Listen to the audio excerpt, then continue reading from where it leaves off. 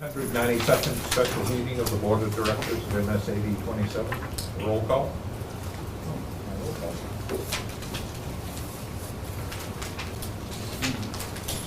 Keith Jandro. Here. Isabel Lozier. Here. Abigail Cooler. Here. Toby Jandro. Here. Barry Willett. Here. Gary Sibley. Here. Sarah Ashley. Here. And I see that our two student reps, Gabby and Caitlin, are connecting Zoom. Any adjustments to the agenda? I do not have any adjustments, but I would like to welcome Abigail Cooler. Abigail has been appointed by the Town of New Canada to fill in with Jake's departure. Abby is a 2016 graduate of Community High School, and I told her you would all be very nice to her. Welcome, Abby. Thank you.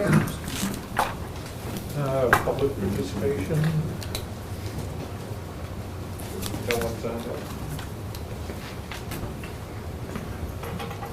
Approval of minutes for the 890th meeting, December 12th. So moved. Second. Any discussion? All those in favor? Unanimous. Approval of minutes for the emergency meeting 891 on December 30th. So moved. Second. Any discussion? All those in favor? Unanimous. Superintendent. The first thing I have for you is some DOE news and updates.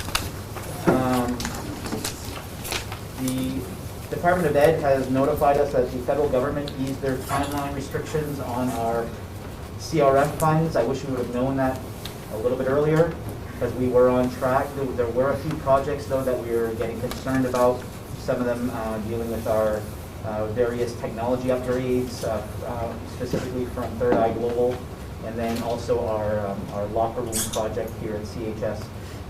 Now we have an extension. It's actually till the end of 2021, but they're looking to have all projects done by June 30th, and I should say 2021, and then invoicing by September 30th so they can close out their end by the end of the year. So that gives us a little bit of flexibility.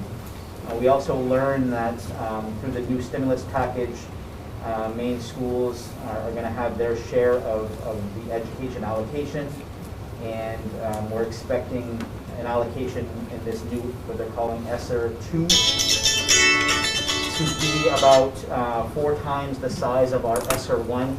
ESSER 1 was the original CARES Act that we got back in April, I believe, and we had a $193,000 allocation. So things point to that being quadrupled. The good news about this allocation is that we'll have till 2023 to use the funds. So these are more long-term planning things, and I'm hopeful that given the nature of remote learning and how that's probably going to be something more long-term, hopefully we can look at some long-term planning around staffing specific to remote learning, because we have met a lot of our needs with immediate technology and safety. Now we can start to look at that. So we'll discuss as we go once we get the allocation, and then we'll definitely welcome the board's suggestions on our best way to use those allocations over the 2-year period. For the superintendent's meeting last Thursday, we did talk about the ESSER allocations. We talked about vaccinations. Right now, the priority for the DOE is getting all school nurses vaccinated. I do believe that our school nurses have been vaccinated with their first shot, and that was through Northern Maine Medical Center. For staff, for education staff, all indications point to the group 1B, which is where educators lie to be. The vaccinations become available mid-February, early March, although the Governor Mills administration did announce today that they're taking some of those 1B folks, especially those who are age 70 and above, and younger with underlying health conditions, and trying to address it now. So that may move up our timeline, hopefully.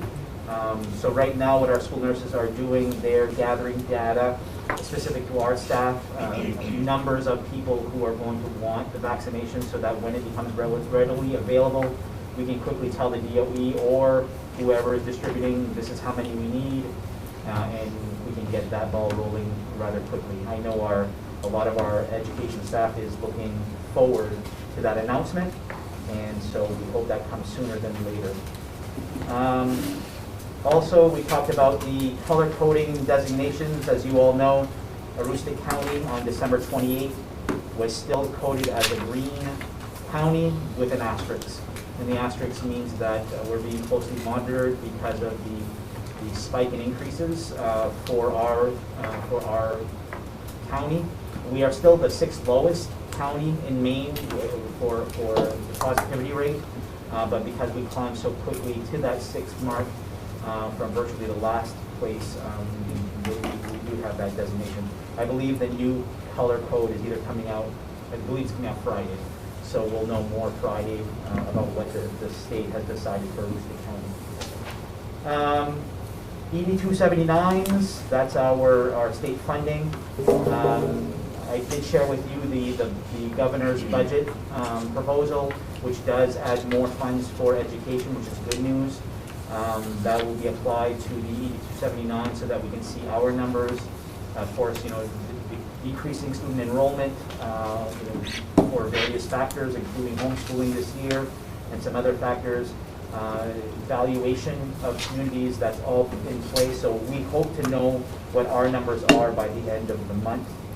They're promising before the end of January. And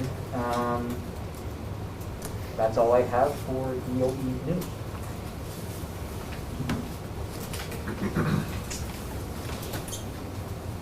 Any questions?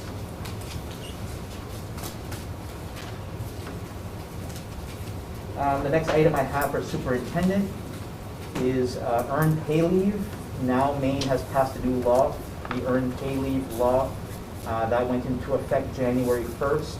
Under the law, private and public employers with at least 10 employees in Maine must provide their employees with 1 hour of paid leave for every 40 hours worked, with a maximum of 40 hours paid leave per year for any reason. We do suspect that schools were overlooked when they were pushing this law through, because now, under the law, we must offer earned pay leave to our substitute teachers, the very people we bring in to take over for the people who are gone. We now have to give time away to. And our athletic coaches are going to earn paid leave, and we're not quite sure how that's all going to work. Right now, anyone under a current bargaining agreement, which is our teachers, our ed techs, our teamsters, the law does not apply to them until their bargaining agreement expires. That's to give time for us to negotiate how the law is going to play into their time. As you know, take the teachers, for example, we give teachers 2 personal leave and 14 sick days, or 15 sick days every year. So we already give 17 days. The law is for 40 hours, which is 8 days. It's just how we now rename some of those 17 days as earned pay leave days. So those personal days will probably go away, and those will definitely be earned pay leave, but we may have to trade some sick days for earned pay leave. It actually gives the employees some more flexibility than before. They can actually take time off on an hourly basis instead of quarter-day, half-day increments. But it does make things interesting. Lucy, did you want to add anything else to that? No, you've summarized it really well. The only difference in sick leave versus earned paid leave is earned paid leave can be used basically as a personal day. It can be used for any reason at any time. But if it's a planned leave, they have to give notice. But if it's an emergency leave, they just basically let us know. Whereas a sick day, you can only use when you're ill. So it does provide more flexibility to the employee. Is this a use it or lose it scenario, or at the end of the year, they haven't used it at the end of the school year? The law provides that EPL must carry forward. However, if it carries forward, the next year they can only ever earn 40 hours in 1 year. So our plan is to let them carry it forward as sick leave or vacation leave, depending on which leave we convert it to EPL, so that the employee never has less leave than what they currently have. Our non-bargaining agreement folks, like our administrators and our central office staff, have already been converted. So that's already been done in our financial system. So now when I log in, I see less vacation days, but that's been transformed over to EPL days. It's the same, it's equivalent, it's just in hours versus days. So we're already adhering to the law for those who began on January 1st. And I did provide a link in the electronic version of the superintendent notes if you guys want to read more about that. Any questions on that? Remote learning update. I do have our building administrators here. We also have a couple of teachers here if you would like to ask them any questions as well. But if I could have maybe Mr. Neto start talking, just informing the board about how things are going with remote learning at Fort Elementary School. Well, just to kind of go back to the spring, I feel like it really felt like we were building that car as we drove a little bit, with everybody learning all the technology, the kids learning it, the parents learning it at home. Very, very big difference this year in terms of the kids. We were able to teach the kids how to use the pieces of software that they need to be able to use before they went out in the world. Teachers, a lot more consistency with teachers in terms of what they're using and what they're sending out. So a much better experience this time in terms of what we're using, our consistency in what we're using, and then the kids' ability to use it. Some of the challenges is, I would say in the spring, a lot of people went home from work. So a lot of those kids that were at home, kids that are younger kids, they had somebody at home to help with the facilitating of learning. This time, a lot less people are at home from work. So that's been a little bit of a struggle in terms of, teacher schedules, being able to meet up with parents or discuss things with parents. But overall, much more positive experience, but still challenges with remote learning. Thank you, Mr. Correct? Yeah, pretty much mirror what Mr. Neto had to say. It's just going quite well. And actually, our attendance, like say this year at CHS, before remote learning was about 91%. And during remote learning, we're actually a percent higher, 92%. Of course, that's less days, but it just shows you how much buy-in. Our teachers have done a wonderful job of really learning their technology and learning how to do remote. It's a learning curve, and I think we got the bugs out last spring, and this fall, this winter, I should say, it's been awesome. And kids have been participating. We keep a little list of kids that are maybe that have lost a little contact, and our guidance service and administration are kind of keeping up, as well as the teachers trying to get in touch with these kids to kind of get them back in. But overall, we're in good shape. We've got after this week, about 2 weeks left at the end of the semester, and very promising with what a remote day. So the money, the days, as I said last year, the days at the end of the year really helped, to prep us, and the kids. I think the teachers doing such a good job at keeping the kids there, as well as our schedule changes that we've made this year. It's a lot easier to follow. They have about 3 core classes each day instead of trying to put all 6 into it last year. So we learned a lot last year, and this year it's really paying off. I don't know if the board wanted to ask any of the teachers in the room questions specific to remote learning. Not to put you guys on the spot. But you're here. You guys have anything you want to share? Thoughts, feelings? I think right now, like today, I went home for the first time since March feeling good. Today was a good day. Like everybody showed up, engaged, and I was like, I'm a little nervous for Tuesday because we had hit stride. Do you know what I mean? We had hit stride, and it's been really positive. The kids show up on time, literally within 30 seconds. I got 22 kids on my screen with videos on, and I'm like, this is better than in the school. And that was today. I'll take today for today. Do you know what I mean? But it's a big difference from spring, like Robbie said, for me anyway, mentally and just doing my job well. You know what I mean? So. We find, I teach 4th grade, if anybody doesn't know, but we find this is a lot better than it was in the spring, definitely for sure. We worked really hard at the beginning of the school year to prepare the kids to be able to go remote. So we like front loaded all that technology that they needed so that if we ever did go remote. But same as Margaret, you know, within 2-3 minutes, all of our kids are on, their videos are on. We really have very few that don't show up on time, and if they do, you know, a quick hangout message or Facebook to their parents or something like that, and they're on quickly. So I feel like in the winter, fall, whenever we went, spring I guess, last year, whenever we went remote, learning kind of like stopped, and we just kept them where they were as best as we could without really pushing them forward. And I feel like this time, no learning has stopped.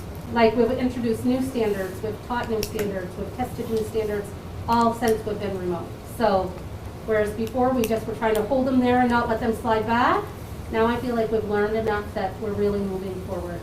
And I do know that from colleagues that it's different at the pre-K to 2 level because they have less like ability to do it themselves, but everybody has learned so much.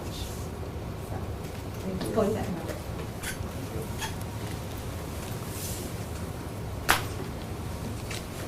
Questions? With that, good segue into what our plan is now that we're nearing the 2-week point out of the holiday break.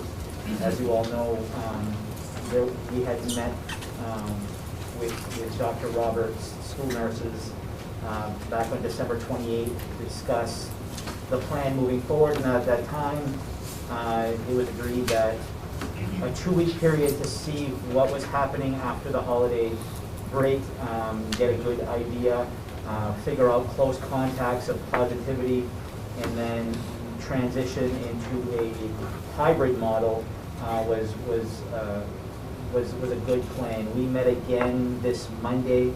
Dr. Roberts gave about an hour of her time to meet with union leadership and discuss that plan. I did share that video out to all of you. If you haven't watched it, I would suggest that you do. Dr. Roberts was really really did a good job in trying to explain, you know, why kids need to be in school and how schools are simply not a super spreader as we once feared that they may be, because people are gathering in large quantities. And the fact that we're starting with a hybrid model which ensures 6-foot distancing, which is the maximum, or not the maximum, but the ideal social distancing required, along with our hand hygiene, our masking, and everything else that we're doing. She felt very strongly that it is what's best for kids, it's what's best for families, and we can do that safely because schools have proven to be safe. I do have Nurse Monique on Zoom. If you have any questions specific to what was discussed from a medical standpoint, I too am nervous about Tuesday because anytime you go from one thing that's unknown to something new, it's always going to be a source of anxiety. But I also know that as much as our teachers are rocking out remote learning, these kids are still behind a screen and they need some interaction with one another. And this is why we've spent so much money on safety protocols. This is why we've spent so much money on technology to deliver to those who know they can't return. We still have remote learning as an option for those who know they can't return. This is why we have all this in place, so that we can take medical advice and make a sound decision based on what's best for everyone. And in the event that something happens and we have positivity in our school, we know we can go back to remote and we can do so without missing a step.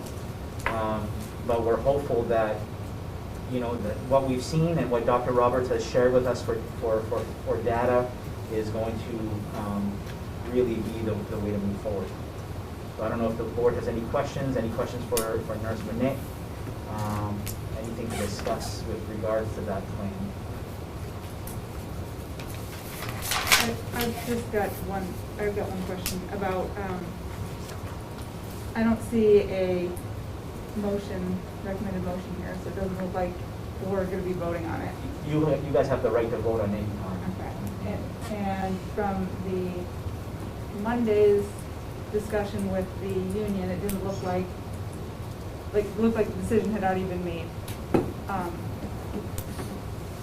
I guess I just wanted to know when the decision was made, who was at the table. So when we originally shared the plan, as I explained a while ago, it was based on the meeting with Dr. Roberts, the school nurses, and they came with their recommendation that we formulated that plan. Yeah. And that was back in the December 28th. 28th, yeah.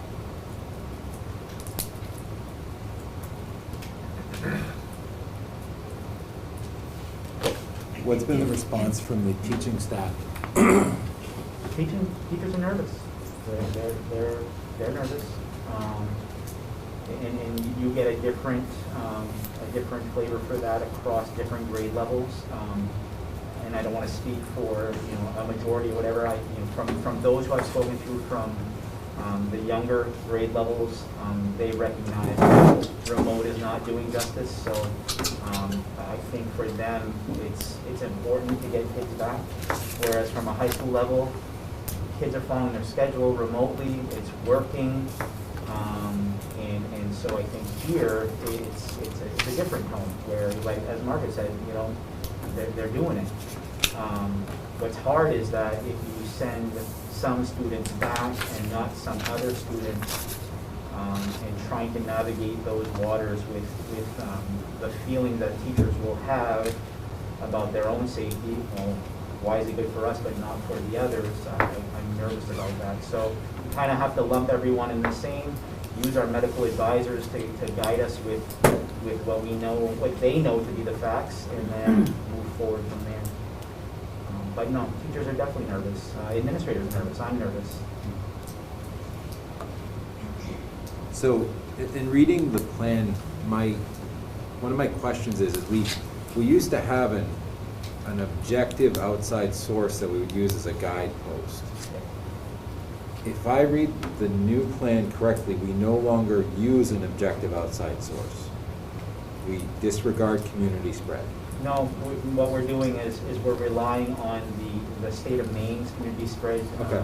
Their color coding system. Yeah. Because that, we know, the hospitals are reporting data to the CDC and they're using accurate data. What we can't rely on anymore is our own St. John Valley case count, because when that was below 10, it was easy to figure out. Now it's no longer easy anymore, especially when you add antigen testing at Walgreens, false positives, false negatives that are not being reported to the hospital or the CDC. So the fear was, if we try to use that as a benchmark, we'd be using false data, no matter how you look at it. So the advice was to look at what's happening in our schools and our families of school-age children, and use that as our measuring post about, because that's the data we do know. So procedurally, as far as if a parent's watching from home, Yep. when the state goes to yellow, then that's the signal that we are going to be changing. Yep. Okay, it's not going to be from us, it's going to be from the state. Well, it's still from us, because schools have the choice. As a board, you have the choice to say, no, we don't want to do what the state is advising us to do. We opt to do this, and then you have the right to do that. And then as a school, we are still going to monitor closely what's happening in our school, so that if we do have a positivity rate in our school, if a classroom now has 2 or 3 impacted students, well, that's our flag to say, okay, we've got to move to this model. And that was a part of our original plan as well. But what we can't do now is say, if it's between 7 and 13, we're going to do this, or if it's we don't know those numbers anymore. So it becomes very difficult. We can still get a gauge based on, because it's a small community, so we know when something happens at nursing home A or hospital B, we could do that and then make it. And then I think we did that for the plan to stay as a remote learning coming out, and we'll still continue to do that. But what I can't say honestly with a straight face is say this is what our St. John positivity rate is. I don't know that. And Dr. Roberts was honest about that too. She says she doesn't know that. So when we started, we had the original plan that we had set forward. Do we have something akin to that that's available to the public to kind of see like what our triggers are, what our benchmarks are, what our high water marks are, like kind of what we're watching, so if people are paying attention from home, they can kind of see how things are going? 'Cause I think that's I know it's not intentional, and I'm not trying to fight. Oh, no. But I think the perception is that this was a Star Chamber decision, and we got it, and nobody understood it. And I don't think it's because it's intentionally being hidden. I don't understand it. I'm having a hard time to see it. Yeah, so I think it'd be nice if there was some real transparency, not like here's what we're going to be doing tomorrow, but this is what we're doing going forward. If A happens, this is our response. If B happens, this is our response. Yep. That's all. No, and I appreciate the question, and I think our current plan still is intact. So our current plan still does say, this is what happens with the counties, and we're clear on that. And like I told you guys a while ago, if Aroostook County gets put into a yellow designation, you can come back and say, no, we're more comfortable staying green, or we're more comfortable going red. I wouldn't advise you to do that. I would kind of say, hey, if the state's telling you to do something, stick with it. But with regards to our local case count, we did drop numbers and put words like low, moderate, and high or new. What we can't, what's difficult for people to and this is still what Dr. Roberts is kind of using as a guide, but moderate to a 4th grade teacher and moderate to a health advisor are going to be different. And so I have to trust what the health advisor is telling me versus what we perceive as to be moderate or high. If you ask a lot of people locally, they'll all say we have a high spike of cases because we were so low before. But when you compare us to Cumberland, we're still so very low. So it's hard to use those things. So we can make this a little more refined, Toby, to kind of smooth the waters over a little bit. But I think what's most important is this final column here, which has always been part of our plan: active school cases. That's our trump. You know, that trumps everything else. If we have positivity in schools, then we can no longer say schools are safe. And that's what Dr. Roberts was speaking to, that right now schools are safe. Every case that we have that's positive right now did not happen in school. So that's a good thing. I don't know if that helps. Ben, how many Aroostook County schools are in remote? Us, Valley Unified and Mars Hill just went in because they had a local business of our nursing care facility outbreak. When you earlier said that remote is still available, is that, like, if like you said, like, you mentioned a 4th grade teacher versus a medical, but like a mom's perspective is super nervous. Yep. Can she continue with remote until, and like I know it was quarterly and 7 Yep. in 2 weeks, but like for this next 2 weeks, if they're freaked out, they can Yep. stay with remote? I'll let the principals tell you what they're doing to Okay. address those. So I don't know, Mr. Fletta, if you want to, if a parent right now is requesting remote because they don't want to go back to hybrid next week. Right, so what we're doing is we're taking that on a case-by-case basis. We haven't advertised that, but we've had people call. And then what we'll do is we'll take a look at your child's record and how well they've done in remote. We'll say, well, sure, your child has done well in remote. If you feel that this is best for your child, that's fine. You know, and then let's say they haven't done well in remote. We'll just say, hey, they haven't done well in remote. We recommend that, you come to school, but, once again, this is your decision, it's your family. And then we've started a list of students right now that Mr. Netto? So right now, we do have a list of students whose parents have called and requested remote. We have asked for a 3rd quarter commitment for that. Part of the reason for that is depending on the numbers that we do have request remote, we may have to shuffle some of our staff around in order to meet those needs. What we don't want to have happen is, a week from now, people are a little bit more comfortable coming into school, and then all of a sudden we have a staff member that we've asked to teach remotely, create a classroom, get everything ready for this, and then, oh, all of a sudden there's no need, so now she's back in the classroom, getting things ready for her classroom. So I didn't think that would be fair to staff, although we do want to have that remote option for people who maybe they don't feel that the kids are safe coming to school, or the conversations that I've had are people don't want to have their students coming into school to make it an unsafe environment for them. It's not that they don't feel safe at school, it's they want to make sure school stays the same, depending on jobs. I mean, I think as a board member, we should keep that as an option until, like, the board decides otherwise. Like, I think a lot of parents are really afraid that, I've had a couple calls saying, I'm reading these things and it says we're not going to be doing remote anymore. And they're freaking out for various reasons. Either they're living with a grandparent who's immunocompromised and not sending the kid, good reasons. And I'm like, I don't think that's what's happening. But I understand reading between the lines and the uncertainty that that's what they're inferring. Yeah. So I guess I would just make a motion. I move that we allow the option of remote pursuant what Mr. Coletta and Mr. Robbie are doing, Mr. Neto, are doing until the board is asked to do otherwise. And that's already part of your plan. Your plan says, your board plan says we will have remote learning available to those users. Okay. I just want to make sure it doesn't change unless we vote to change it. No, and we would not change it on your behalf. If you want to keep remote learning for the next, I think the state of Maine's going to mandate us to keep it. Okay. Yeah. I was just looking to make people feel better. If you want to make a motion, that's fine. That would be fine. It's our. We are not saying we can't do remote anymore to people. And I really like that you're doing that, John. I think that's a great idea.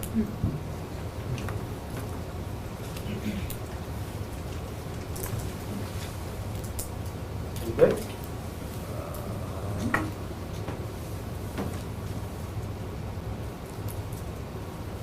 I made myself some notes because I get a lot of phone calls. Yeah.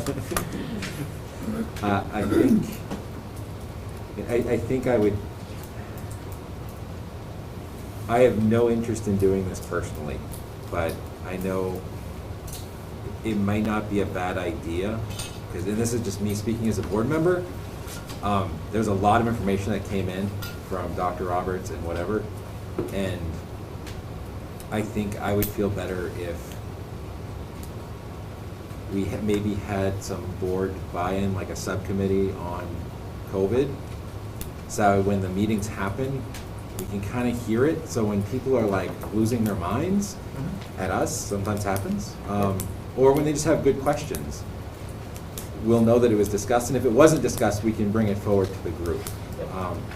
As I said, I'm already on like 3 different committees. I have no interest, but I guess I would suggest that we have at least 1 or maybe 2 board members available to be at those discussions when they're happening. How does the board feel about that? With an easy solution, instead of making another committee, every time one of those meetings occurs, I reach out to you and say, is there anybody who would like to sit in on the meeting, and then just open it up to all of you, because you're all busy. I don't care. That makes sense. Yeah, that's fine. Okay. So I'll do that. As long as, 5 of you don't say yes. Don't worry. No have to worry. It's hard to get people to do any of the committee stuff as it is. And remember, board members, that you're going to get tough questions. Feel free to refer those individuals to me. That's my job, and I know you don't mind fielding those, but encourage folks to call the superintendent or call the principal, or call the school nurse, and we'll work through it with them.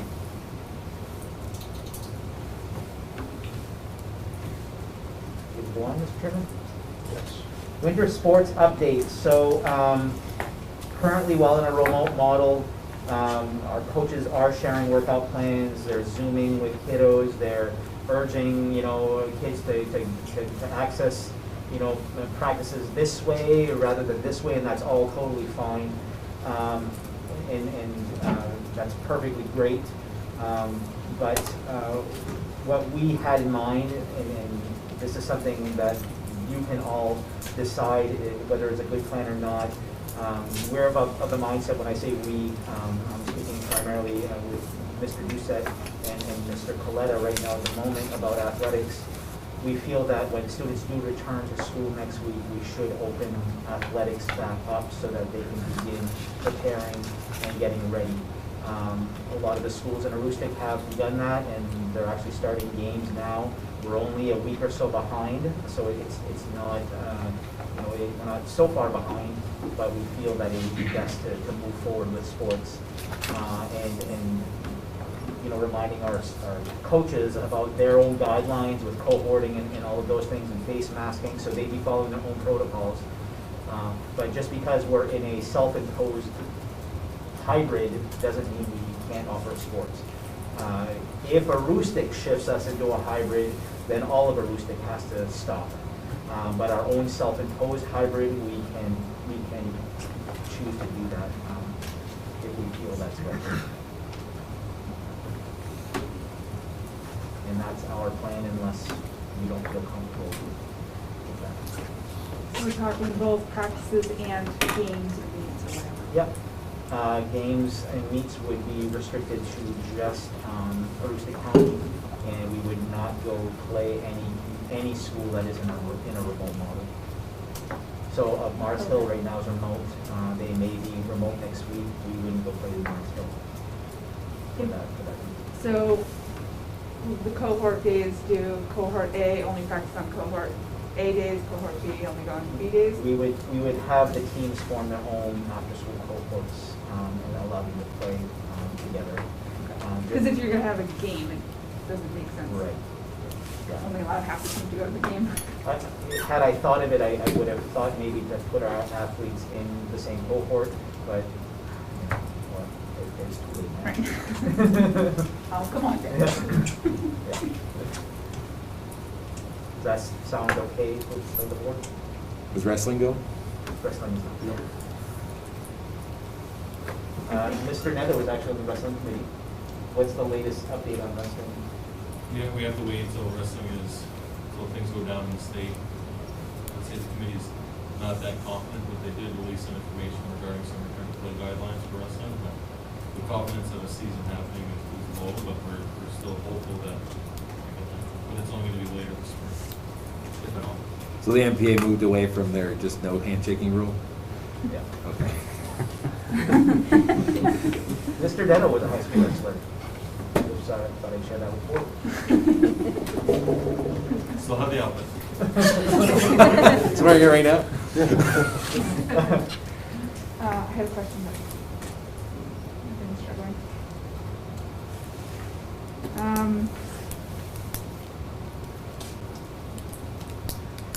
Oh, it wasn't a question, it was a comment. I think students are better behaved about following policies and procedures when there's adults around supervising.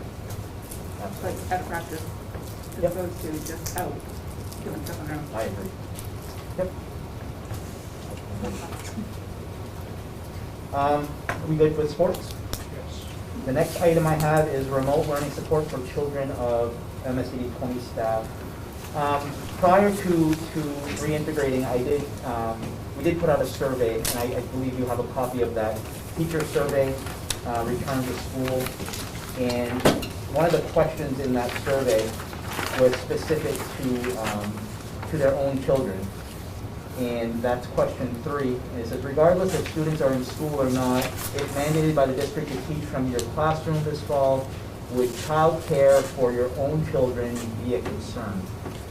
And we did have upwards of 30, if you count all the individual, almost 40% of our staff saying, yeah, that's going to be a problem for me, because they all remember being mom and teacher from their living room, kitchen last spring, which I'm sure was super easy. It wasn't easy at all.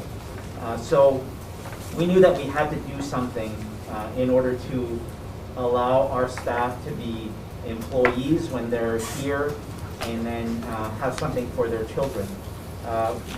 We are not a licensed daycare, so we do not offer child care for the children of staff. What we offer is for staff to bring their children to school so that they, mom and dads, can go work in their classroom, and their children have a place to work on their own schoolwork according to their own remote learning plans. This is facilitated or overseen by a collection of different ed techs and our temporary support personnel who rotate in and out and monitor. They have actually like a daily schedule where, you know, this hour is math time, this hour is reading time. They're not receiving direct instruction. It's not like they're coming to school to be taught by teachers or ed techs. They still have to go Zoom in with their teacher at their Zoom time, and they have to do the work from their packets the same as they would at home. It's just that mom's not at home. And so we felt that offering this to our employees could ensure that our employees could do what we're asking them to do, which is part of why the response from teachers now is that this is so much better than it was in the spring, because they can be teaching during their teaching time. So I know that some of you have received questions. Mr. Sibley did call me about this very same thing, and I explained it to him as well. This was part of our plan to offer this for our staff. And it's been working really, really well. I have to commend our educational technicians that are helping with this. They're really excited about being able to contribute this way. The staff, the moms and dads that have taken advantage of this can't say enough about how much it's meant to them. And I believe we have some of those moms here that if you would like to ask a question to, again, I'm sure they would share with you their own personal feelings. If you want. I don't know, I think it's an awesome idea, and I think more employers should do it. Okay, yeah, and I'll totally testify to this. I have 3 small children. And on the eve of, it was December 6th, the eve of December 7th, and I was crying in my house, writing a letter to quit. Like, I can't do it. And I brought my 3 kids to work the next day. I brought the pack and play, I brought the crib, my 2-year-old and my little kids, and we set up camp, yoga mats, and I did it. For 2 days I did that, in my classroom, in this building. And I was like, I can't do this. This is impossible. I cannot be what I signed my contract for and what I signed my contract for. You know what I mean? It was just, and the privilege of the service is like amazing. It's amazing. And I think we lean into the benefits of our employers a lot, right? Whether it's free tuition at UMFK if you work there, or reduced prescriptions at the hospital. We lean into that so much. And this was like a benefit out of left field. You know what I mean? And I scooped it up, and it is like, I'm a teacher again, and I'm really good at my job right now. You know, like, that wasn't happening since March. And so I really hope that it stays. I know that it's a privilege, and I will never take that for granted. You know what I mean? And like, we're laughing in our Zooms, and I'm happy again, and I'm like, this is a breakthrough. And I really am thankful that it mobilized so quickly. And my kids come home happy, their work is done, they Zoom in on their own, they've been trained by amazing teachers to do this on their own. Do you know what I mean? The ed techs are making sure nobody dies, okay? And I'm so thankful for this. Like, I don't even know what I would do right now. I wouldn't be working right now. Do you know what I mean? Like, we were at that point. We were at the tipping point, you know? And so it quickly mobilized, and my kids are taken care of while I do my job, which is a huge benefit that my employer made happen out of thin air. You know what I mean? So I'll take it when it's here. I'll take the good days when they come, and they're coming a lot now. You know what I mean? So thanks for making it happen. So. And just so you know, the details around it, it's only for elementary age children. So pre-K to grade 6, after that, we're not having the older students participate in that. We felt they're old enough to be able to manage themselves at home, and that's worked well. We've had some requests to have some 7th and 8th and 9th graders volunteer. We don't want to mix the cohorts that way, so we've said no politely. And we don't take kids who would normally be in child care, so we don't take below pre-K and now we're the child care we don't offer that as well. It's just for elementary age kids. Sam? I mean, I'd just like to echo that. I'm so, so grateful that this has come around for us. I'm in a bit of a different position. I think most of you know me. I'm the clinical social worker at the middle and the high school. And so, as it relates to the confidential nature of my job, it was not good last year, you know. I'm so fortunate that I have wonderful kids, but my 6 and 8-year-old completely raised themselves at the end of the year because I had to be in a completely different place. You know, because I hold our students' confidentiality, you know, to strict guidelines. And so just to know that I can be in my office doing my job and my kids are happy and healthy and doing their work and they know what they're doing. I have a 6 and a 9-year-old and they know exactly what they're doing and they're just doing their thing over there. And I'm just so grateful. That among other things, like I'm reaching way more students than I did last year. So I think all around, as a social worker, I just feel like I'm able to do my job much better. And that's for numerous reasons, but a big part of it is having this available support. I kind of feel the same way. If I think back to March and April, even May, I was kind of failing both as a mom and as a teacher because I couldn't do both at the same time, and I really struggled hard. And so whenever we heard that we were going back remote, my husband and I actually had a discussion about what we were going to do and if I was going to continue teaching because I couldn't. I chose to be a teacher, but I also chose to be a mother, and I didn't feel like I could do one well while trying to do both. So this was really like a godsend. I'm not from here. I don't have family. They can't go to Memes. I don't have Aunt Lisa down the road. Like I have no one. So I have wonderful in-laws that work, but I don't have just anybody that can take care of my kids. I don't have a plethora of family. I don't even have a plethora of friends, really. I mean, moved up here as an adult. So, I mean, when you think about it, like, I didn't have anybody. So it was either teach and take care of my kids. I couldn't do both. So this was really like the answer to my prayers, being able to bring my kids here. And I mean, I teach one of my kids. I have a 4th grader and I teach 4th grade. But I teach him much better over Zoom than I ever do when he's sitting next to me. So just knowing that they go to school, they do all their work, they get everything done, and then at home I still get to be a mom, and that really I'll take it if it's offered. I'll hold on to it as long as I can, and I really, really, really, truly appreciate you doing this for us. I know a lot of moms and dads that have kids that take advantage of this really appreciate it, and we're very thankful for it. So after the 19th, or whenever teaching changes, what changes there? So when we move into hybrid, their children on their non-school day will still go into the hybrid support. Yep. So they still go to school every day, but one day they go to their classroom, the other day they go to their support room, as they have. Yep. I also kind of want to speak to the health side of this, because enrolling my kids, I was like, this is a godsend, but I'm still nervous, right? And so in a way, I think it's acted as this like small pilot group to see, is it really spread in school, right? So they're really spread out, they're doing their thing, they're kind of just what will happen on Tuesday, essentially. And it kind of echoes what Dr. Roberts is saying, is they're doing okay. Do you know what I mean? Like, they made it through the pilot phase, and I think that's how it's going to go Tuesday, so that gives me a little, like, peace of mind, even though I'm still nervous. Do you know what I mean? So, in a way, I guess it's working. Like, it might just work.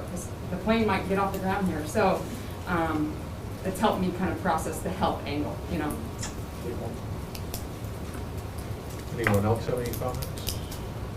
How many teachers are taking advantage of that program? You know how many? What was the question? How many teachers are taking advantage? I think it might be easier if you say how many children are. Yeah, we have 50+ kids. Oh wow. Yep. I believe when we gathered the data about our staff children, we looked at it and like a fifth of our total population is like staff children. It's amazing. So we have 14 4th graders that are staff students. Yeah. Wow. Yeah. Yeah, and the concerns that came from the public were, you know, like you guys said, just stressed out parents working, trying to balance everything, and the perception that, well, why are the teachers' kids there? Yeah, And and I get that, it's not fair, you know what I mean, so- it's not, but we're doing our job, you know what I I mean? wish every workplace. I wish every I know. parent could do the same thing. I do You too. know, and one thing we've been very important to stress is that the kids that are here, that are with us at FKS right now, they're staff kids, but we're not allowing them really to have any added benefit from being at school on those extra days. So we've had some teachers say, well, can I take this student? The question is, if they were home doing remote, would you be asking them to do an individual Zoom? The answer is yes, then work with them. The answer is no, and it's just convenient because they're here, then we're not gonna have an added educational benefit just because they're staff kids. So we've been very, very adamant and very stressing that issue. So we just wanted to put it on the agenda to get it out there to the public so they would understand how it was working, what it was working. And it is working. Thank you. You have administrator reports. You should have one from Mr. Doucette. You should have one from, Mr. Coletta. oh, Mr. Coletta, excuse me, Mr. Neto, Mr. Saucier, and then you should have a chart of interesting facts from our special ed department, Ms. Bill Cully. If you had questions about those that you wanted to ask the administrators. Have any questions? I do. Sarah? I always have a question. Hey, John, on the warrior time and the wind time, I feel like I'm always asking this question. The wind time was what I need time. Is that, in the beginning, I guess I thought that was like helping kids get up to speed on stuff that they've missed. And then the kids who aren't missing any targets were gonna be challenged. Is that time getting used still? Yeah, incredibly, Okay. incredibly well. Yeah, it's, you know, it's each day, since our schedule has morphed throughout the year, you know, we've kind of gone back to 2 o'clock, we tend to take, that was originally a block of time, the same as any other class, close to 80 minutes. And, you know, that was done for the, you know, the first part of the year, which came in handy, kids were able to catch up on whatever they had. And then, once we went to 2 o'clock, we were able to squeeze time out of that instead of our other classes. So one day it's a half an hour, the other day it's about 40 minutes or so. Okay, and right now, teachers set up a one-to-one Zooms with their kids, the kids that are really having a tough, tough time making it work, catching them up, getting them, doing whatever, time like in math where you really need that one-on-one, they're able to do that with their kids during that wind time. Which is either on, I think it's a green day, it's at the end of the day, and white day, it's the beginning of the day. And then at warrior time is at lunch. So right now, right around lunch, there's about 70 minutes and 25, I should say, so about 50 minutes of that is warrior time, and so kids and teachers both eat during that time right now, and you also do, a lot of those one-on-ones. Okay, so it's been very effective. Maybe Margaret can. Yeah, I have a wind time. So wind time, I call it my housekeeping time. So like we meet as a group, they log in, and I kind of like give the rundown. Like, okay, Tuesday, here's what Tuesday's gonna look like. Does everybody know what group they're in? I do it like, it's like the mom, the hen comes out with me and everybody. Then we kind of go through other classes, like, what do you have? Mr. Sibney, who has Mr. Sibney stuff? And we kind of like come in, haul out what to do. Do you know what I mean? So we have, the first 5 minutes is kind of this like kumbaya, do you know what I mean? Then there's this breakaway where, okay, you're good, you can go see this teacher, I'm keeping you on the line, buddy. Do you know what I mean? Yep. So there's this kind of this independent time. Then they can also kind of zoom over to another teacher if they need help. So I do find the wind times very helpful. It gives me time to kind of just do some housekeeping things up front, and then there's this breakaway phase. So. Mr. Glenn, correct me if I'm wrong, we had more students at the high school taking online courses this fall than we've seen in a long time. Am I right with that? That's true, yep. And so I know a lot of kids are taking advantage of doing an extra class during their wind time and the college course online. Yeah, we're having more, quite a bit more. I think we've had 12 or 14, I can't remember which number, but right around that number of sophomores taking early college classes. So You know, before that was pretty much, you know, we had juniors and seniors doing the, you know, Lilly College High School, you know, Pleasant Street Academy. Okay, now it's called Valley U. And now we've got a lot more sophomores doing that as well. So, but they're not part of that Valley U. They're taking online classes, you know, 1 or 2 a semester. We actually sent up today with planning sign-ups for online classes by the 19th. You hear that out there, TV land? Sign up by the 19th.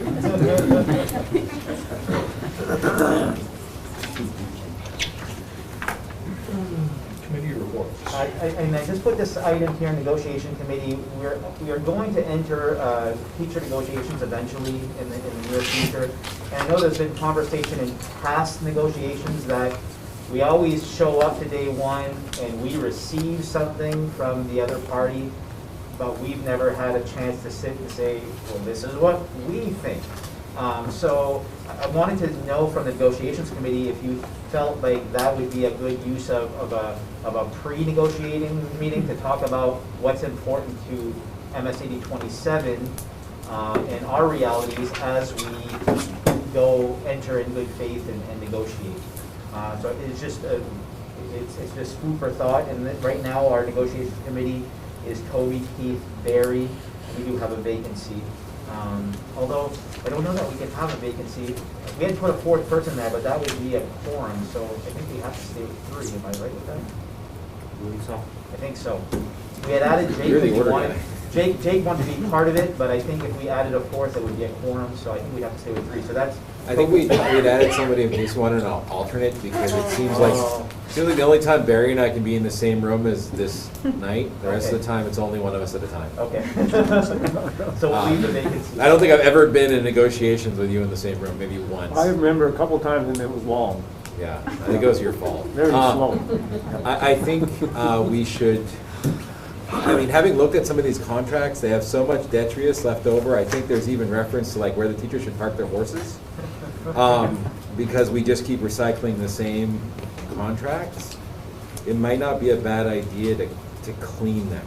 Okay. And just bring them down to what we need, because we just add, right? Yep. Like these things are giant and probably not necessary to be that bad. So it might not be a bad idea to pull the contracts and take one model contract and see what kind of language we can get out, because it's no longer pertinent, or that's my thought, because I feel like we go in and there's all this detritus that doesn't necessarily mean anything. So what we could do is we could go through that, our team, and then when we have some suggestions, bring the committee together and say that this is what we think. Or do you guys want to be part of that process of elimination?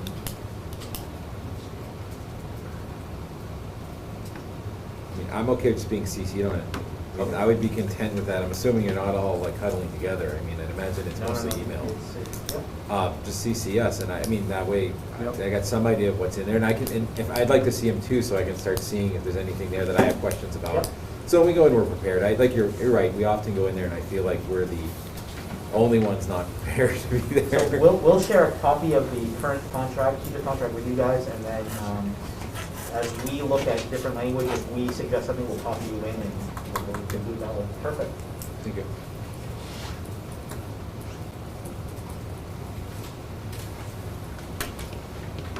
I'm good with this, Mr. Chairman. Move on to items of business, old business, Valley Unified Education Service Center. And I think we can lump maybe A and B together because it's all pertinent. We do have a Valley Unified meeting. We tabled the January meeting just because honestly I had no idea. I didn't know how to make an agenda for that meeting. I still don't.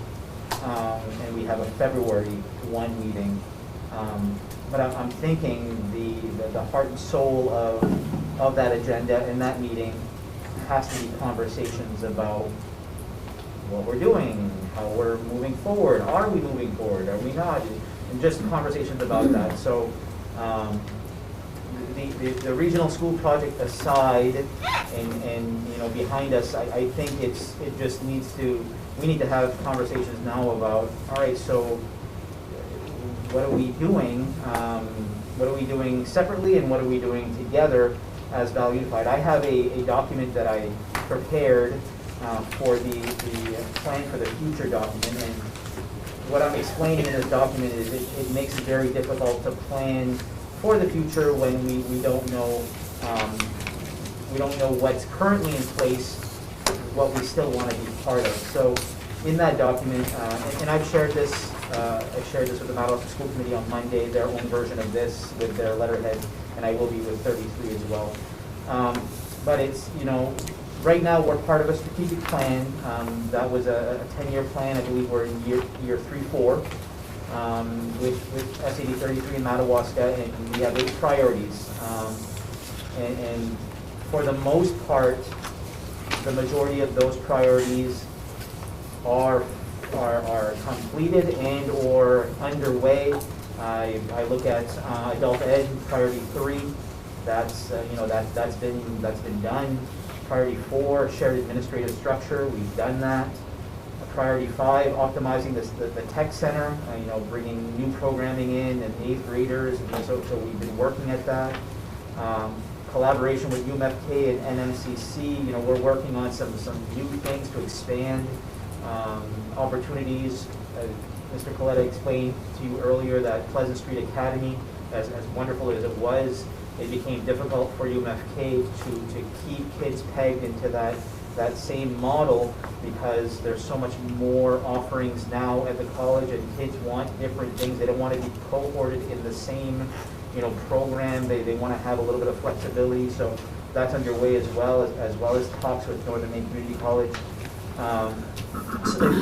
Priority 8, optimizing use of technology. We've gone light years with our optimization of technology since March 16, which is amazing. So looking at those, we have to think about which of those are still important to us, which of those we still want to keep as a guiding light.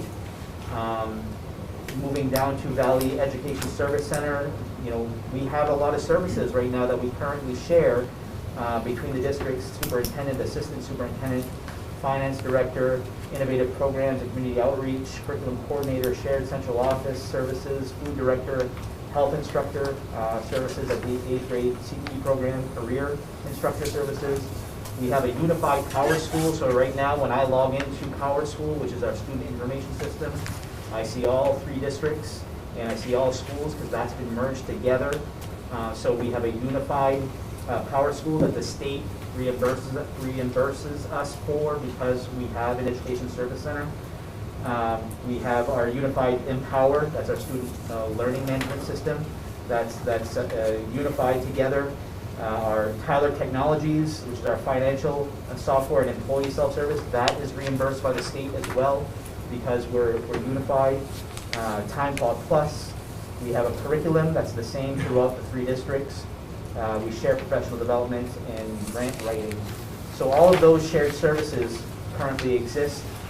And then we have our Valley Unified Vision goals, where we established 2-year goals last year. One of them was to create teams in school that focus on data to support our various school improvement processes. We have a focus on climate and culture, where we're examining the climate and culture at all times to figure out what works for us and what doesn't. And then we have these learning transform keys that our schools, all of our schools, have done some asset gap analysis with to figure out how we can move that needle towards transforming learning. So fast forwarding to the last page of that. As we plan ahead, I guess we would need to decide as a board, how we want to proceed with these shared things. Is it continuing as is with our current priorities, our current shared services? Obviously, our priority number 1, high school regionalization, that's probably not going to happen on a center school, as you will, but we could still use the 3 high schools to, for lack of a better term, digitally regionalize with opportunities. We know now that if a teacher can Zoom with kids from home and school, we can do that from school to school and have some success with that. So that might open up some doors. So do we stay with those goals and those shared services? Or in option 2, are we looking to modify some? You know, some work for us, but some don't. And we need to go back to the drawing board about what works and what doesn't, specific to those. Or are we saying that those shared services no longer work for us? We need to, we need to have our own plan. We need to have our own strategic plan specific to this district and these communities, and focus on those things specifically. So I guess I don't know how to help you unless I know what you want moving forward. And we don't have to answer that today, but that's just. I don't think it'll be answered today, but no, for sure. But I think that we're going to need a response at some point in time from our commissioner. I believe so. And I have not received anything. And to be fair, I haven't asked either. I figure that they're going to let us know as soon as they're ready to let us know. But that is the golden question.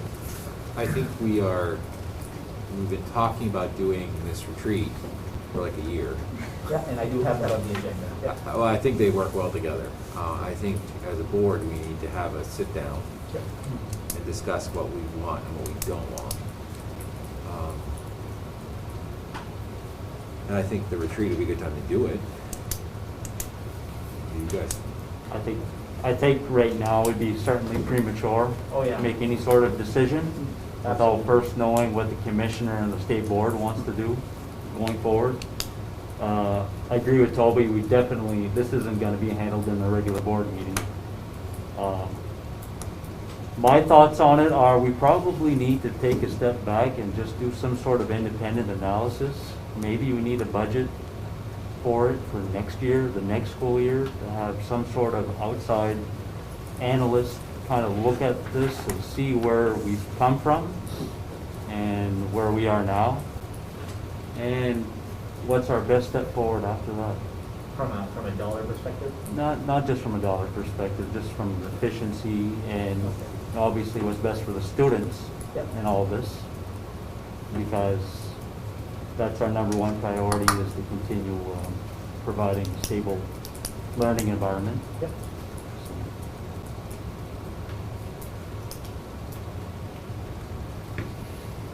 Anyone else have any comments? And we'll talk more about the retreat. I'll call it a workshop. Retreat sounds cool. It sounds a lot more fun. Jake likes calling it a retreat. What's that? Jake likes calling it a retreat. I think I'm just saying that because Jake's not here, but it's just for him out there watching at home. I guess we'll move on to the standing committees. You do have a list of standing committees, and I have identified vacancies that have been created by Jake and Kerr's departure. Last meeting, Isabel graciously accepted the vocational advisory role, and I'm hoping she's still okay with that. She didn't accept it, I kind of said, you should do this. But we do have vacancies for the negotiations committee. That fourth member would be a substitute for anybody that could not make it. Policy committee, dropout prevention, attendance committee, and then educator effectiveness committee. So just to kind of preface that, this year was weird because of COVID, so we didn't have really any committee meetings. But negotiations is more of a heavier role, especially during a negotiation. You can plan on meeting maybe 3-4 times throughout the negotiation process. Policy committee usually target at least 3 meetings a year, so that's usually the usual goal, 1 every 3-4 months, so 3-4 meetings a year. Dropout prevention is usually once a year, unless we need to make it more. And then educator effectiveness is as needed, and that one hasn't been needed for quite some time. I'll take that one. There was some talk at our last negotiations committee meeting of, and is Doug still here? Of connecting like, there was some talk of educator effectiveness when we were doing negotiations. Yeah. Do you think, I mean, if we decide to do it, then maybe it should just be a subset of the negotiations committee, because it seems to be tied very closely. Do we need a separate committee if it barely ever meets? I guess what I'm saying. You just need a representative who can get invited to those meetings, by law. So Okay. we don't need it. I can roll that in there if you want. It just looks better if we don't have an empty spot there. Okay.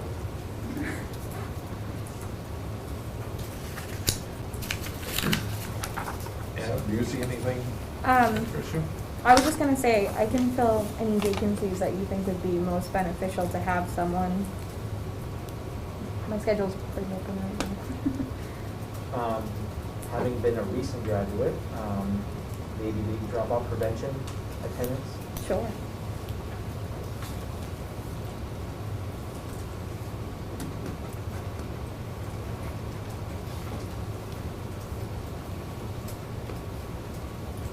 Policy committee is really exciting. That would be a good one for you to be on. If you want me to, I can. Wow. And on the negotiations committee, I think if one of us three that are on it can't make it, we find a board member that to replace us. We can find a board member, can call and say, hey, if you take my place, I can't make it. As long as we have two people, I don't care. Just there were a couple times where it was just me. Yeah. And that was, I don't, as much as I like fighting with union reps from Portland, it's We'll not have what a, I want to do. we'll have a floor. Okay. Okay, so that works. So we won't fill the last negotiations committee vacancy. We have Abby for policy, we have Abby for dropout prevention, and we dropped the educator effectiveness rep, and we'll pull from the negotiations committee. Move on to new business, retirements, resignations, et cetera. I have no retirement. Oh, did we receive? No, we have not received a retirement. Did we receive a retirement notification? We did, but, texted me.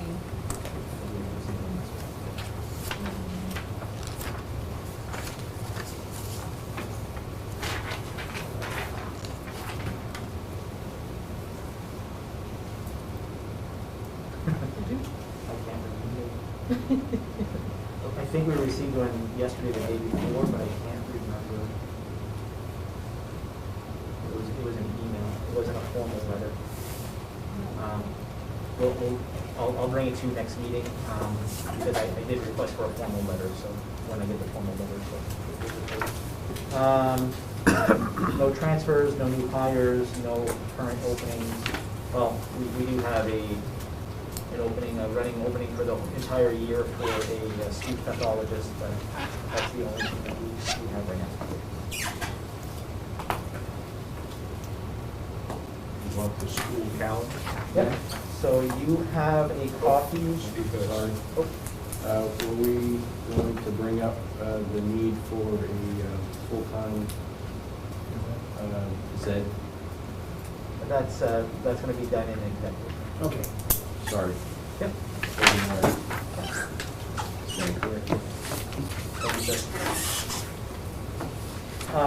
With school calendar, the first one that we're talking about is the current school calendar. And when we had the meeting, the emergency meeting when the pandemic began, the board did approve any changes to the calendar to be done without bringing it to the board. I've been fortunate enough to bring most of the changes to you in advance, but there was a change that occurred on December 16. We moved the workshop day to fit with a hybrid schedule. We had moved it from a Friday to a Wednesday, and I did not get board approval for that, but it was important that because we want to align those PD days, because we do have shared PD with other school districts. So I don't know if the board wants me to bring future changes to you. I won't abuse the privilege you've given me to make those changes when I need to. It's just that sometimes You know, things occur, and I look ahead to a next board meeting, and, you know, I just have to use my judgment not to call an emergency board meeting to have a change of a workshop day. So I don't know how you guys want me to proceed with this school year, but I did want to bring that to your attention if you wanted to change that.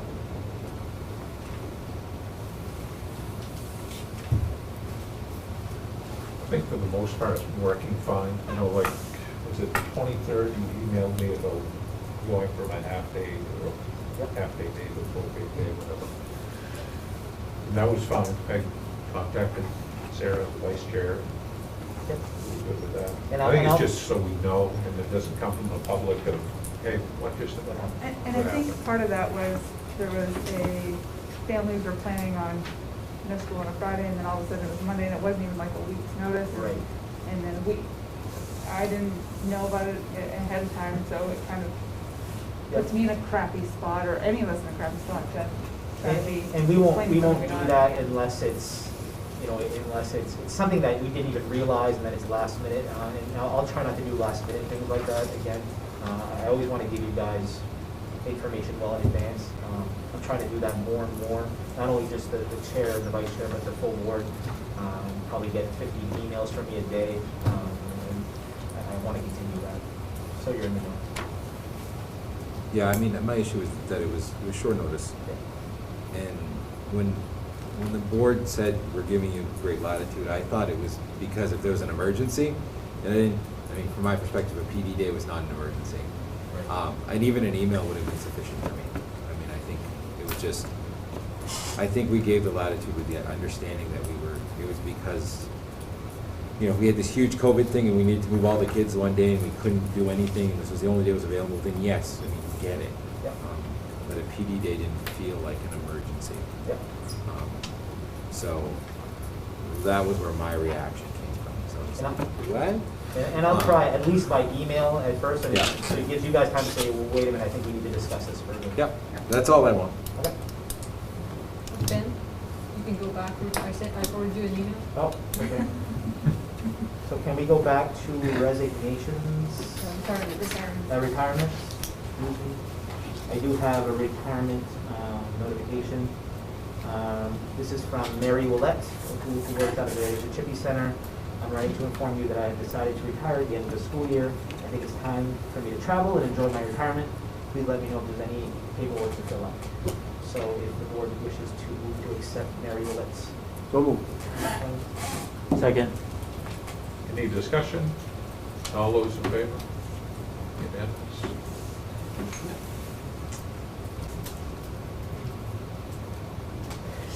Calendar 2021-22. So I do have a draft of the 21-22 school calendar. It looks a lot like this year's school calendar, similar start date, similar end date. Whenever we're building the calendar, we always send a teacher survey out to make sure that we're getting that information. So you should have the survey results in your packet as well. The first question that we asked staff was, which day best fits your position on the school year calendar? And you can see the majority would like a later start in August versus an early end in June. So this calendar does reflect a later start in August. That goes with the majority of the teachers. Number two, to begin the school year, would you prefer one workshop day or two back-to-back before the first student day? The majority prefer two back-to-back, so we did build two back-to-back workshop days in the calendar draft. Number three is about Christmas. What is your preference on the last day before the Christmas break? And 51%, the majority say that it should be on Wednesday the 22nd, so that's where we plugged it in on the calendar. Number four is specific to collaborative team time, and this is if we're outside of COVID and back to quote-unquote normal. What would your preference be for PD time? And the majority have chosen one early release a month. So we built that in as well.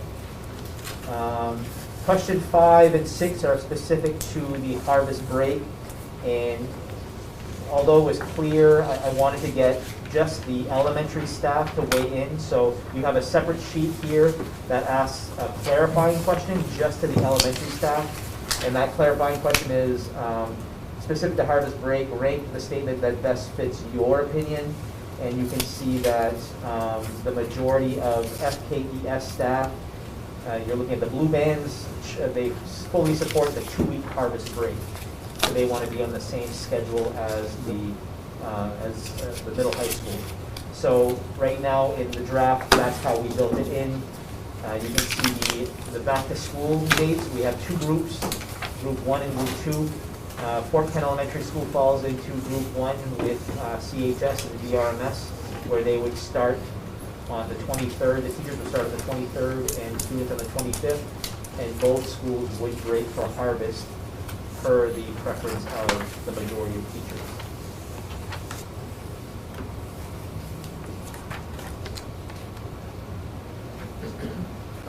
I like the breakdown in quarters. They're all exactly 44 days. That's amazing. Usually we have some discrepancies, so that worked out well. And everything else is pretty much the same as you've seen it before. We did not plug in an early release on November, and that's because it is a short month with the Thanksgiving break and also the Veterans Day holidays. So we plugged in a Valley Workshop Day right after that holiday instead as the PD option.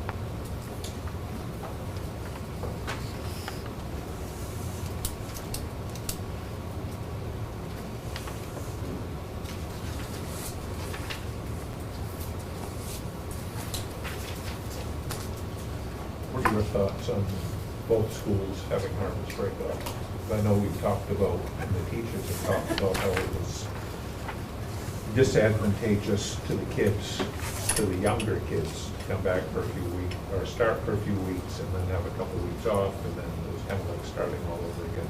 Yeah. For I put out 3 drafts. One of them was what you see here. Another option that I provided was a 1-week elementary harvest break. So that second week of a harvest, we would have called it fall recess or fall break, and that would have been so the elementary would have gone for 1 week and then break for 1 week. And the survey results still came back with the majority of staff in favor of that 2-week break. And I think that's because it separates families. From an education standpoint, as an elementary educator, I would not have liked a 2-week break, only 4 weeks into the school year. I was a big believer in the first 10 days sets the foundation, and then you're off and running from there. I feel that the harvest break is a start over. So for me, on an education standpoint, I have issues with it, but I understand that on a family aspect and on a ideal travel schedule aspect, because of how things align up. Traditionally the families here count on it. This year is unique in where the elementary did not get that harvest break, and the feedback I got was they felt that stretch from August to Thanksgiving break was really long. They felt that was an extremely long stretch, which is why I thought maybe the 1-week fall break would have been a great, but I didn't get any takers. Well, I got some, but no. You got a good chunk. Yeah. Yeah. I mean, that was a close second. Yep.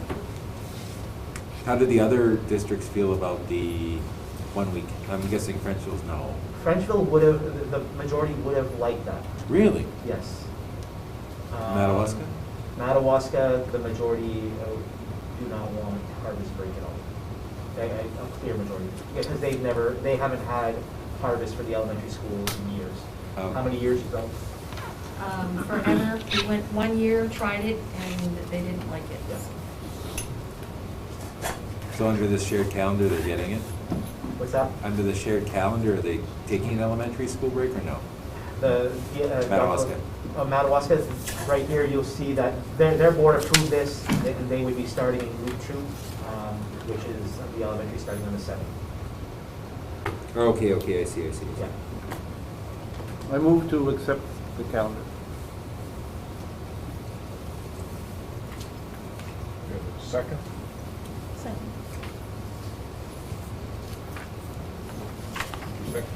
Yeah, I did, sorry. I'm sorry.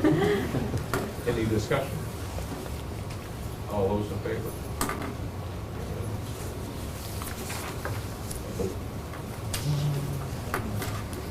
Board meeting date. So I put this just in case you guys did not want to wait until our next board meeting. This is actually our January meeting that, this is actually our January, February meeting that got moved up. So right now you're slated for, excuse me, your regular January meeting was January 25. We moved it up here. Your next meeting is only scheduled for March 8th. So I didn't know if you wanted to schedule a meeting between then, or if you're comfortable waiting for March 8th. Or if you just want to wait and see if we need a meeting, then we'll call one at that time. I personally would like to wait and see, and maybe have one in February, but pick a date later. Anyone else have that feeling? Or- Well, we also have the next agenda item is the planning workshop, which is also right around those days, Yep. or potentially. So that might be able to serve as the next meeting. But that would be a workshop and not necessarily an official meeting. Yeah, if we advertise it as a workshop with no voting, then it would be, we still have to post it because you guys are all together, but there would be no voting.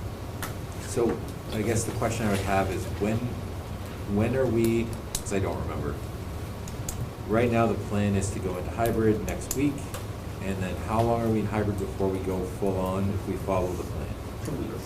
What's the date? February February what? 1.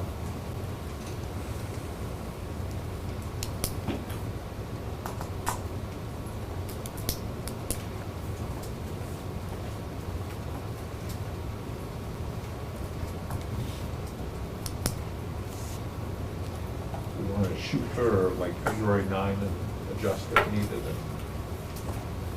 Yeah, I mean, I guess the only reservation I have is if something comes up between now and when we go to full, I think we should probably have a talk. You know, if we end up with we have some sort of COVID issue in town or whatever, I mean, we're gonna have to have a discussion. That's why I was wondering if we could make it so they overlap, but it doesn't quite line up. So Leave it. yeah, February 9th, so Either that or leave it up to Gary and Ben to call a special board meeting. yeah. That's what I do. But I'm fine with February 9th for regular meeting.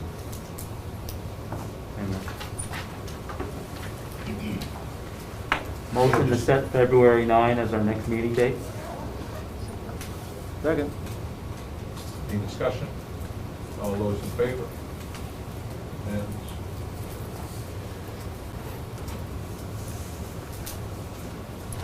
retreat. Planning workshop. So I know you all have jobs and you know, so I know a weekday may not work for you, but I also know that snow's on the way, and Mr. Sibley and I got new sleds, and we need to be riding like the wind on weekends. So I didn't know if you wanted to target a weekend or if you wanted to target a weekday.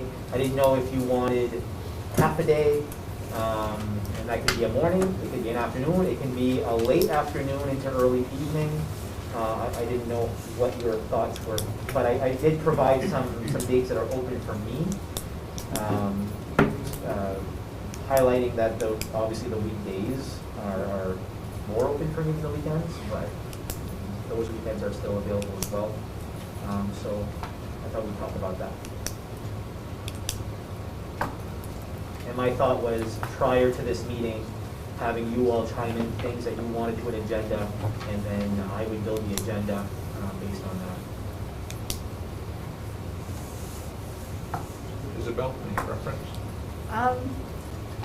I guess it all depends on what time it would be at, just because on some, like, obviously I'm in college, so like I'll have college classes at night, on some nights, and then during the day I'm pretty open, but it all depends on what you guys want.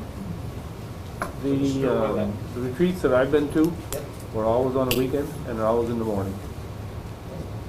And you were done by noon time. And after 12 o'clock, you had a beverage and pizza. Hey, Barry, can you turn your mask inside out? No. Our phones have been lit up here for quite a while, and there's some upset. What does it say? I can't see it from here. Our dress code violation. I have to say something, I'm sorry, as the dress dean code of students in this school. I don't even know what it says. But There, nobody had a beer on their phones face. lighting up there. Really? Yeah. Oh, But okay. at least it's been said. I'll try to find another one. for Be you. it noted, the board member was not aware of what he was donning on his face mask. Okay. You can fire me if you So like. Keith, do you have any It'll preference? be fair and consistent. I really have no preference. I'm in the same boat as Barry as far as, my experience with past board workshops or retreats. It was on a Saturday. A late afternoon, if the evening would be fine for me as well. I'm flexible. Will you? Oh, me? That's true, I'm talking. Sorry. I don't care. I got February 5 is out, so court that day. Otherwise, I don't care. I'm not terribly excited about doing a weekend, but if we need to, I will. Yeah. Any of these work for me, and anything but Sundays really. Probably the 10th, that Wednesday the 10th would not work for me, otherwise I can make almost anything work.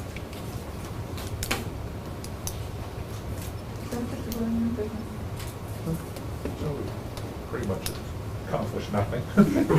Well, we've eliminated 2 dates, Gary. That's better than. Yeah. If we did it more towards the end of February, maybe even the beginning of March.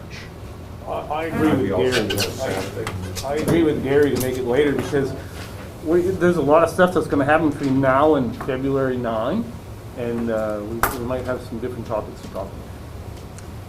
Just bear in mind that our interlocal agreement does call for a budget to be approved by March 15th for Valley Unified, with an emergency extension to March 30th. So I just wanted to throw that out there. I think we need to address this. We need to have a direction sooner rather than later. Because we need to let our partners know what we're planning on doing, what we're thinking of doing. What about this month, but you have, what's your calendar like between now and the end of January?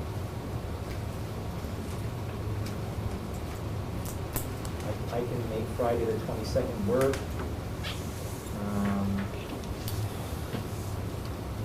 I can make Saturday the 23rd work. I can make Thursday the 28th work.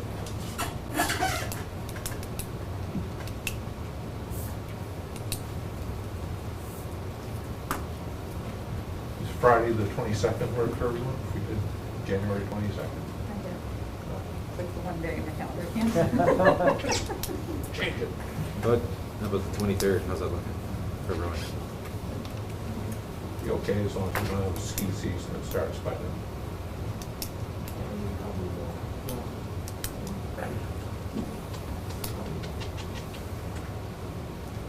I can make Thursday the 21st work. It's next Thursday?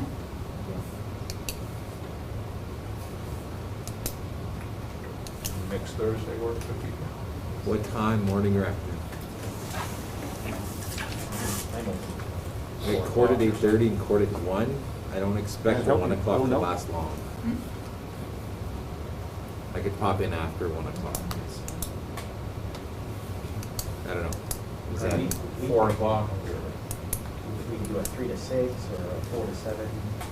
well, as long as, like I said, I think I'll be done by 1:30. So we could do like 1:30 or 2. Sarah? I just question, are we gonna have enough information by then to talk about stuff, or is it still gonna be all this theoretical, we don't know, the stuff that's been decided, or?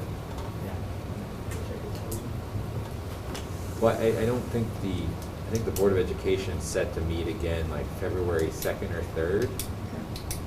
And then we'll have a more definitive answer on what's going on the Augusta end. I guess we'd almost have to wait until then. I just say that we have our meeting on February 9, and then we decide from there. Our next meeting is scheduled for February 9. And,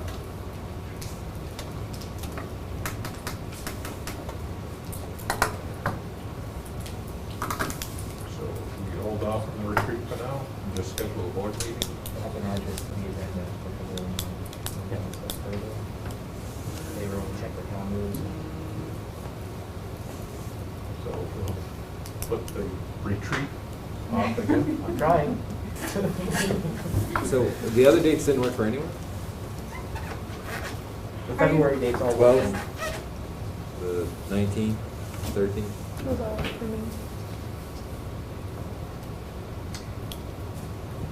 There's hesitation to have it on Saturdays because of ski season. Okay. And these dads wanting to attend to meets.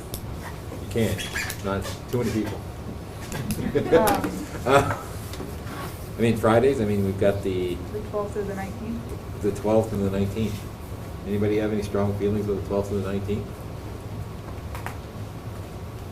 well, I'm going to stick to it. We're having a scheduled meeting for February 9, right?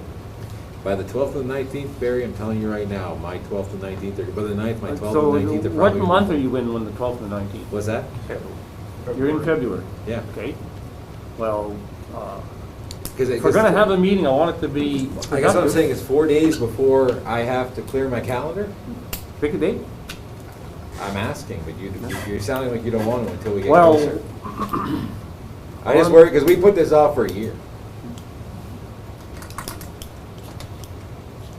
Can Okay, date, and I'll see we if I can then do go it. back and maybe hold off on the 9th meeting and say, let's pick the 12th as the powwow, and then see if we want to do a meeting after that, A board meeting after that. a board meeting on the other days. Well, we already voted on the 9th, so how about we just stick with that? Go with the 19th and play it by ear. Ben's gonna solicit responses from all of us as far as board topic or retreat topics. And based on what those topics are, maybe we'll have what we need at the time. Can we set a tentative date for the 19th? Yeah, let's do that. All right.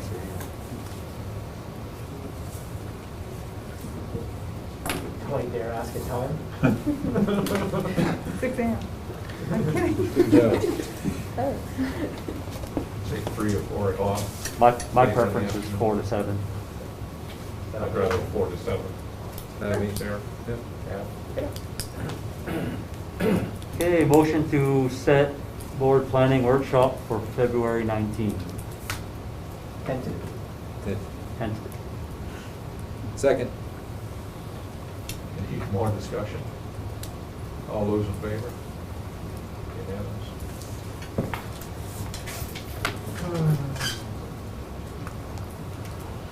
Need a motion to enter into executive session? So moved. Any discussion? All those in favor? This one is specific to personal employment. Mr. Coletta, I need you to stay, Mr. Duke, I need you to stay.